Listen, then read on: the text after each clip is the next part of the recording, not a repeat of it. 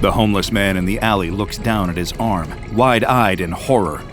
Is his skin moving? It almost seems to bubble, like water coming to a boil. He's experiencing a kind of pain he can't even imagine. He can feel something moving up against his bones, chewing through the calcium. He can't move. They're everywhere inside him, just eating. He opens his mouth to scream, but they've already chewed too many holes through his lungs for him to make a sound. Within the hour, he will be dead. But what's killing him? The store owner pulls a gleaming, serrated-edge knife from the knife block, and with deft, practiced hands, he slices a delicious ciabatta roll in two. From there, he butters the bread, slices a juicy pair of New York steaks into thick, medium-rare chunks, adds in some diced vegetables and lettuce leaves, sprinkles on just a pinch of lime zest, and hey presto, he's got a delectable Caribbean-style pork sandwich. It's a thing of beauty, but he can't help but feel it's missing something. Oh, that's it! The thought hits him like a lightning bolt. This sandwich would be delicious, but it'd also be far too dry. How could he have made such a rookie mistake? He saunters across the kitchen and reaches into one of the many luxuriously appointed cabinets, feeling around for one of the many jars of mayonnaise he's got stowed away in there. He twists off the cap with a pleasing pop and spreads a little mayo onto the sandwich. It looks positively delicious, and he wastes no time in placing it pride of place in the display case. Everything is moving along perfectly. Boston is a foodie town. That's what the store owner tells himself as he flips around the sign on the door from closed to open for the very first time. After years working as a chef in other people's restaurants, the store owner has racked up the experience to strike out on his own and achieve his dream: a boutique sandwich store on the Boston waterfront, where tourists from hither and yon would be able to enjoy artisanal sandwiches while browsing the city's many historic locales. His employees are busying themselves around the store. They're all people he personally interviewed and selected. They all aligned with his mission and had a passion for sandwiches.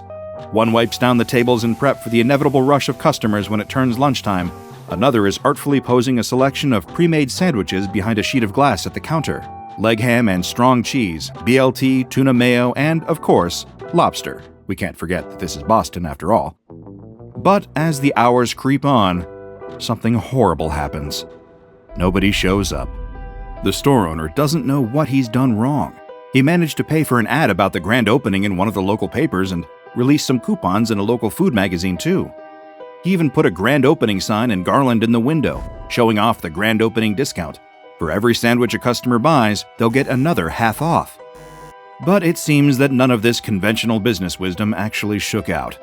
His optimism wanes as the course of the day passes, and though they're all keeping up brave faces, he can see the doubt in the eyes of his employees, too.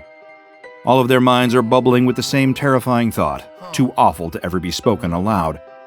This whole thing has been a complete bust. When closing time comes, the store owner gathers his employees together to give them a pep talk, hoping to assuage all their fears about potentially losing their new jobs the same week they got them.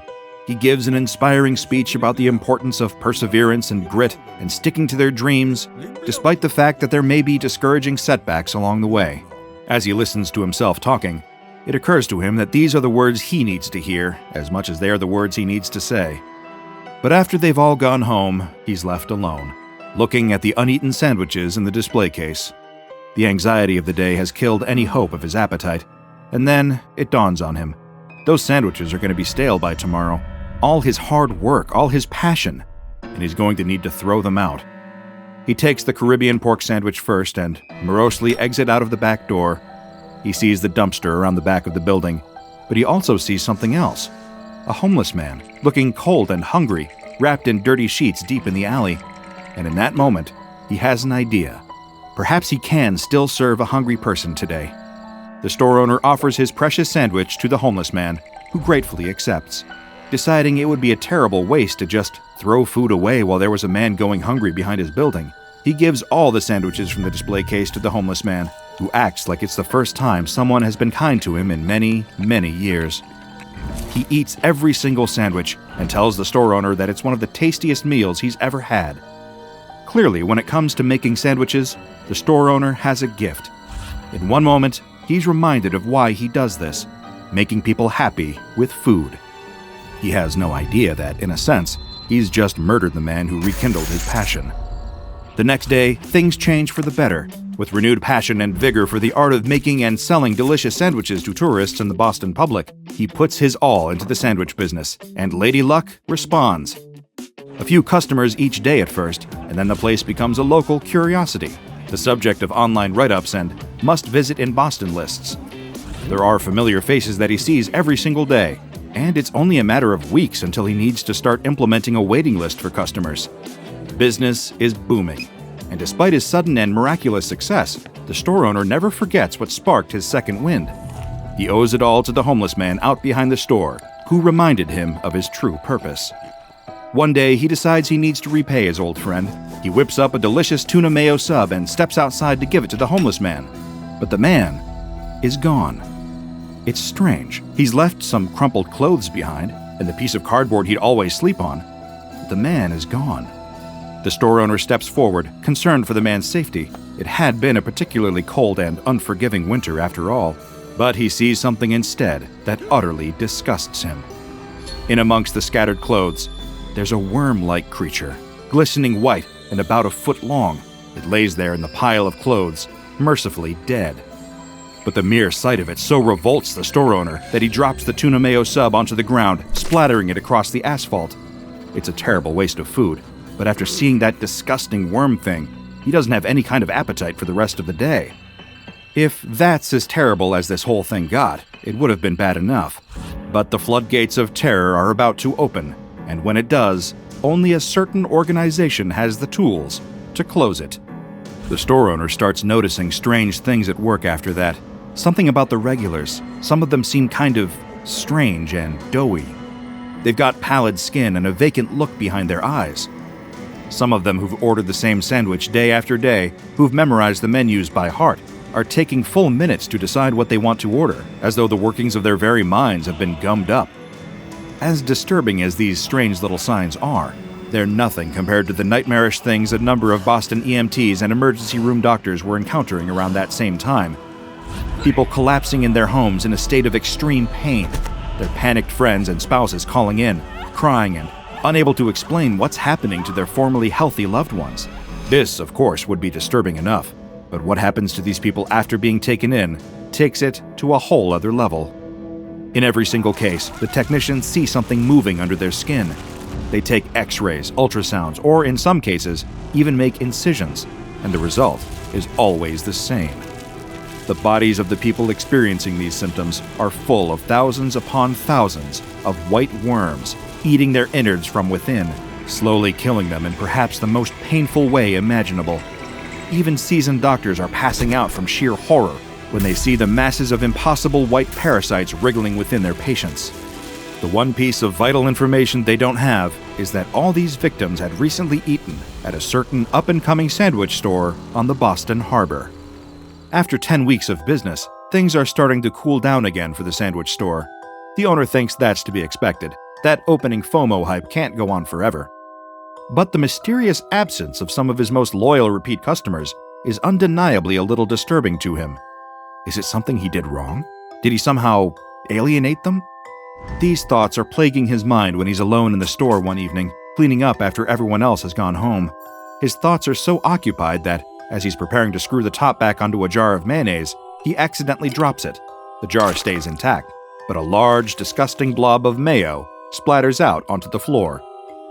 Great, now he has to clean that up. He picks up the jar and takes it into the back alley, where he intends to throw it into the dumpster.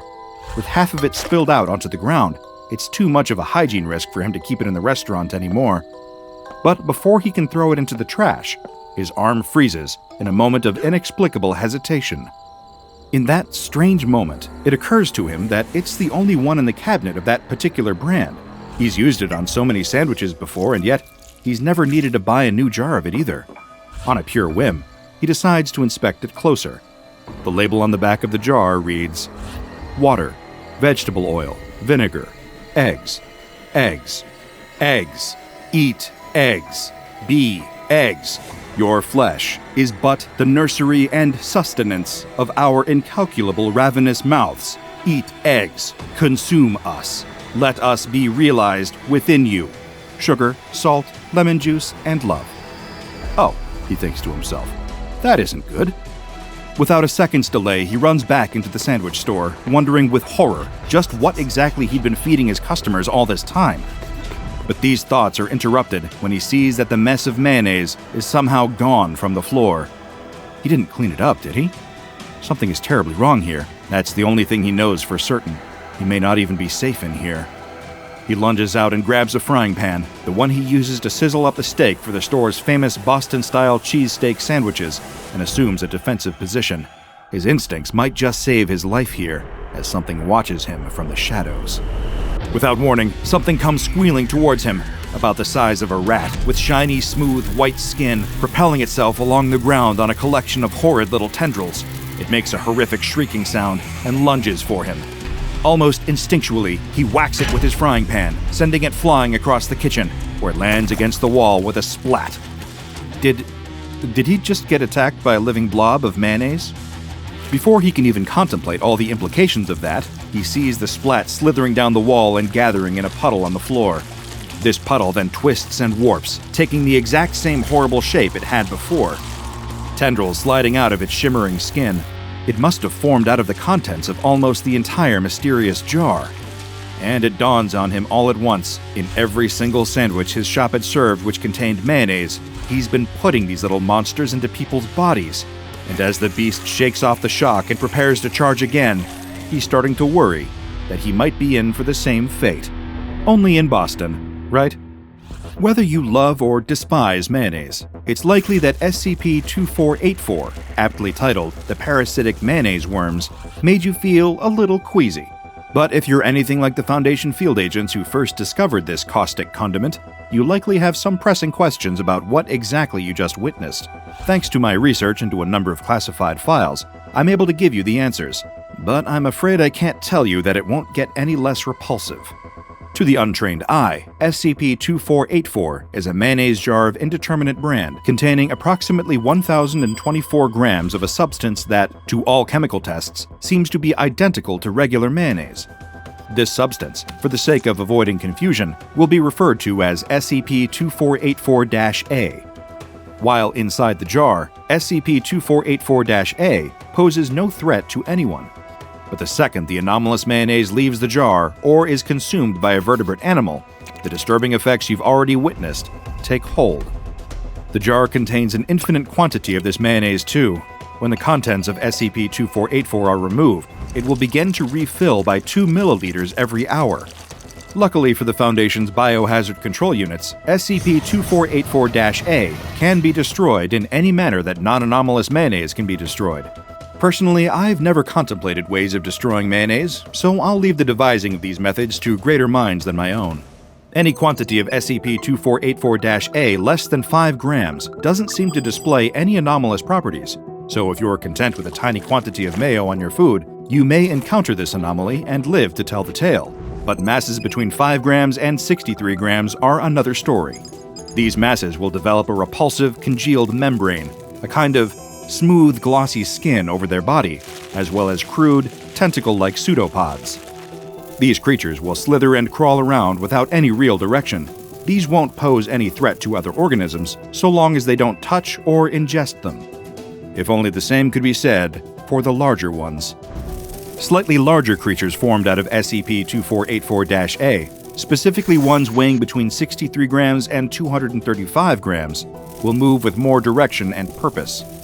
They will seek out solid foods and potable liquids, diffusing themselves into them and infecting them with their secondary anomalous quality, which we'll discuss shortly. Needless to say, one should avoid consuming food infected in this manner at all costs. Masses of SCP-2484 A ranging from 235 grams to 804 grams take a more direct and aggressive route to infecting their hosts. They will use their pseudopods to actively seek out vertebrate animals and try to enter their body through any means necessary. From all major bodily orifices, and even more novel methods of intrusion, such as pores and open wounds. But this is nothing compared to the danger presented by masses of SCP-2484 A ranging from 804 grams to 1,024 grams. These creatures are highly violent and aggressive, stopping at nothing to attack and enter vertebrate animals, going as far as forcing themselves through the victim's skin. It goes without saying that these are the most dangerous types to encounter of any of them, and you may need to brush up on your methods of destroying mayonnaise that we mentioned earlier in order to survive. But let's say, for the sake of argument, that your greatest anti-mayonnaise contingency plans have failed. The anomalous SCP-2484 A mayonnaise has entered your body in a dangerous quantity, which is to say 3 grams per every kilogram of body weight. If this describes your experience, then you're about to undergo the secondary effects of this anomaly, which I'm sorry to tell you are even more unpleasant than the primary effects. At first, the effects will appear to be relatively benign, including higher blood sugar levels, increased heart rate, slower cognition, and higher body heat. Not dissimilar to the effects of consuming a large quantity of non-anomalous mayonnaise. Within the body, however, things will be taking a considerably more drastic turn. The SCP-2484 A in the victim's body will begin to turn into small, gamete-like cells through some kind of anomalous force of metabolization. Then things will accelerate considerably. Within 3 to 6 hours, the cells will develop into tiny nematoids around a millimeter in length that begin swimming through the body. A single gram of SCP-2484 A can become around 500 of these parasitic nematoids. If that's already making your skin itch, it's going to get an awful lot worse from there. Between 5 and 40 hours after SCP-2484 A infects its hosts, whether through consumption or forceful entry, the parasitic nematodes will begin eating the host's tissues, giving them the mass to grow up to 12 centimeters long. At which point, the host is likely to experience horrific pain as they're eaten from within. When the host has been entirely devoured, the parasitic mayonnaise worms will turn on each other and start eating. After all this, only one worm will be left, measuring from 20 to 30 centimeters in length. It will then enter a dormant state and die within 4 days. As obligate parasites, the creatures spawned by SCP-2484 A are not designed to survive outside the host body after they've developed. Any worms removed from the victim's body will die within 5 hours, but no attempts thus far to save anyone infected with SCP-2484 A have been successful. Infection is, sadly, invariably lethal. Our opening tale was also the first recorded case study of SCP-2484 encountered by Foundation field agents. The source was an independent sandwich store in Boston, Massachusetts, triangulated after a series of reports of strange parasite behavior over a 10-week period. The SCP-2484 jar had been in the store's refrigerator with a number of non-anomalous mayonnaise jars, though the store's owner, when questioned by Foundation operatives, could not remember ever having bought this particular jar of mayo. How it made its way into the store is, to this day, a mystery. Once the Foundation had contained the threat, all surviving sandwich store employees were given amnestics, along with a number of medical personnel who'd also encountered the parasites. All the hosts were, of course, lost. SCP-2484 is currently classified as safe. It is kept in a standard refrigerated perishables unit, essentially a kind of high-security fridge. No more than 400 grams of the anomalous mayonnaise is allowed to be removed for experimentation at any time, and no destructive tests are authorized at this time. Any personnel hoping to access SCP-2484 need to have Level 3 access clearance or above. Condiments can be a loaded issue. I've personally witnessed arguments on the merits of ketchup, mustard, and mayonnaise that have reached greater intensity than some Keter-class containment breaches, but I'd advise you to exercise caution. Next time you make yourself a delicious BLT and you're preparing to spread some mayo across the bread, or you're wondering which flavor will perfectly accompany your next hot dog, take a second to think. You may not know what you're really putting into your body. Check out the DrBob Patreon and become a junior researcher today. Now go and watch another entry from the files of DrBob, like SCP-2611, Large and in Charge.